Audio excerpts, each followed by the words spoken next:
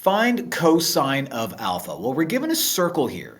And this circle, when flattened out, stretches all the way out to 6, which tells us this circle has a radius of 6. Now, if I take an angle and spin it around, I land on an angle alpha that also gives me the coordinates of 2.6 as an x and negative 5.4 as a y. Now, my focus here is on cosine. So we remember back from geometry that SOHCAHTOA, the CA is the cosine, and the CA stands for the adjacent side. Okay, this would be the opposite side, and we're focusing on alpha right there.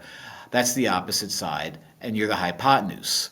CA stands for adjacent over hypotenuse. So cosine is the adjacent side over the hypotenuse. If we're comparing these to things on a coordinate plane, the adjacent side would be the x value, and the hypotenuse would be the r value. So cosine of alpha is going to be the adjacent side x over the hypotenuse, which is r. So memorize that. Memorize that cosine is x over r. Once you do that, I can look at this information over here and say, all right, well, my r is 6 and my x is 2.6. So cosine alpha is going to be 2.6, my x value, over regular 6, my r value.